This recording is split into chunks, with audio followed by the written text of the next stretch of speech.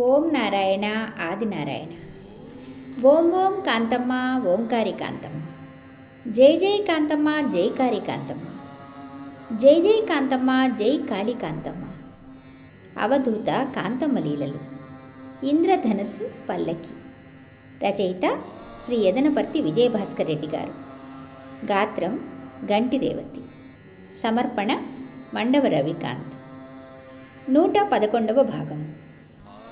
మనము నిన్నటి భాగంలో కాంతమ్మ తల్లి ప్రియ శిష్యులైన సుబ్బారెడ్డి స్వామిని గురించిన విశేషాలు చెప్పుకుంటున్నాం. 1992వ సంవత్సరంలో అమ్మ సేవకు వచ్చిన సుబ్బారెడ్డి స్వామి 1999 వరకు, అంటే గత 7 సంవత్సరాల కాలంలో 3 సంవత్సరాలు అమ్మతో పలుకకనే తనకేం కావాలో, తను ఎందుకు అమ్మ దగ్గరకు వచ్చాడో అమ్మకు తెలుపకనే నిర్వికార సారథి ప్రతినిత్యము రాత్రనక పగలనక అమ్మ సేవకు నిమగ్నుడై తన చుట్టూ ఎంతటి భక్తులు జనప్రవాహం ఉన్నా కానీ ఎన్ని సందర్భాలలో ఎన్ని అవసరాలలో అమ్మ అని తను అమ్మని పూర్తిగా తన నోటితో పలకలేక ఎంతటి పుత్రవాత్సల్యానికి లోనైన సందర్భాలు ఎదురైనా తను పడిన తపోవేదన అంతా ఇంత కాదు. ఏ తల్లి ఏ బిడ్డకు పెట్టని సృష్టిలో ఎన్ని పరీక్షలు పెట్టినదో నిరాడంబర సాధ్వి శక్తి స్వరూపిణి అయిన శివానంద లహరి తను మూగవాని వలె మౌనవ్రత దీక్షాదక్షులైన స్వామి ఇంతటి దుర్భర పరిస్థితి ఏ బిడ్డకు ఏ శిష్యునికి ఇలాంటి పరిస్థితి రాకూడదు అనేలాగా అమ్మ ఆఖరిగా నేను చాటుకుపోతున్నాను అని ఆఖరి పలుకులు పలికింది. గురువారం ఉదయం సుబ్బారెడ్డి స్వామి నిద్ర నుండి 4 గంటలకే లేచి స్నాన పాన జపాదులు ముగించుకొని ఉదయం 5 గంటలకు కాంతమ్మ తల్లి వద్దకు వచ్చి అమ్మ కొరకు వచ్చి నిల్చున్నారు. తురుమెర్ర నుండి ఆదివారం బయలుదేరి బాలకృష్ణారెడ్డి ఇంటికి డేగపుడికి వచ్చిన తర్వాత అమ్మ నేలను తన కుడి చేతితో తట్టి ఇంకా 4 రోజులే అన్న అమ్మ మాటలోనే అర్థము 4 రోజులకు చాటుకు పోతాను అని బల్లబుద్ధి చెప్పిన వకీల్లాగా నేలమ్మ తలపై తన కుడి చేత్తో గట్టిగా కొట్టి చెప్పింది. అనగా ఆ రోజు అమ్మ చెప్పింది సోమవారం, అంటే సోమ మంగళ బుధ గురు. గురువారం ఏం జరగబోతోంది? అమ్మ ఎప్పుడూ తప్పు చెప్పదు, అమ్మ తప్పు చేయదు. ఏదో జరగబోతోంది. ఏం జరుగుతుంది, ఎలా జరుగుతుంది అనేదే ముఖ్య సారాంశం. అమ్మ చెప్పిన 4 రోజులు అయితే అయిపోయాయి. 4వ రోజు వరుసలో గురువారం వచ్చి కూర్చుంది.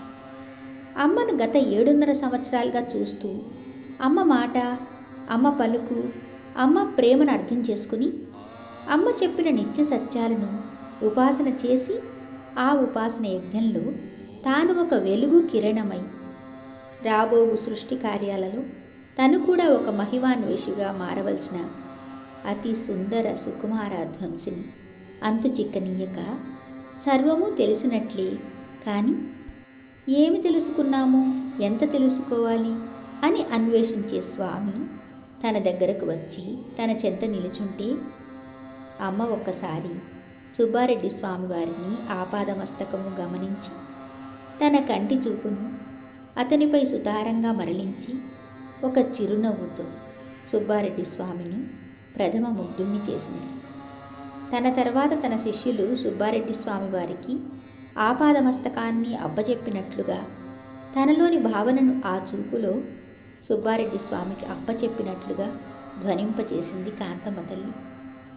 ప్రచండ భానుబింబాధురుడైన సూర్యభగవానుడు ఈరోజు తన తల్లి యొక్క మానవ సంజాయిషీ మాత అవతారానికి వీడ్కోలు పలకబోతున్నదని గ్రహించి యావత్ భారతావని తన కళావిహీన కాంతులతో రంజింపచేయజాలక తన కంటి నుండి జాలువారు అశ్రు నయన జలధారలతో ఒక ప్రక్క నల్ల నల్లని కారుమబ్బులు కమ్ముతూ ఆ మబ్బులలో దాగిన జలధార మరోవైపు వీరిద్దరి నడుమ నేను లేకుంటే బాగుండునా అని అందమైన 7 రంగుల ఇంద్రధనస్సు యొక్క కిరణాల కాంతులు కాంతమ్మ తల్లిపై ప్రసరిస్తుండగా అమ్మవారి శిష్యులు శ్రీ శ్రీ సుబ్బారెడ్డి స్వామి, మణిస్వామి, వీరమ్మ, అనికేపల్లి సుధాకర్ రెడ్డి, ఆయన సతీమణి ప్రసూన, కృష్ణయ్య స్వామి, శ్రీ దుర్గాదేవి ఉపాసకులు జయరామిరెడ్డి, ఓంకారాశ్రమంలోని ఇతర భక్తులు అందరూ కూడా అమ్మ సేవలో నిమగ్నమై ఉండగా అమ్మ వీరిని అందరినీ ఉద్దేశించి,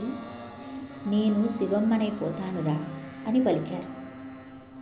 నేను శివమ్మనైపోతున్నానురా అని పలికారు.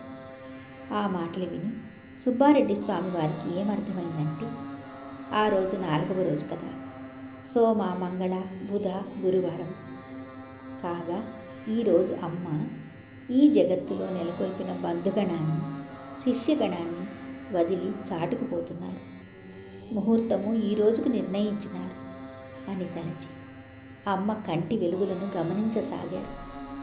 ఎక్కడ పుట్టింది, ఎక్కడ పెరిగింది, ఎక్కడ తిరిగింది, ఎక్కడ ఎందరిని ఓలలాడించింది, ఎక్కడ ఎవరికి ప్రేమామృత పాఠాలు పంచిపెట్టింది, ఎన్ని కుటుంబాలను రక్షించింది, ఎన్ని కుటుంబాలకు పోషణ కల్పించింది, ఎంతమందికి మార్గనిర్దేశాలను పంచింది, ఎన్నో గ్రామాలను తను శుద్ధి ప్రవర్తమాన ఇసుక నీటి యజ్ఞాలతో దోషాలను గ్రహాలను చీడపీడలను సంహరించింది.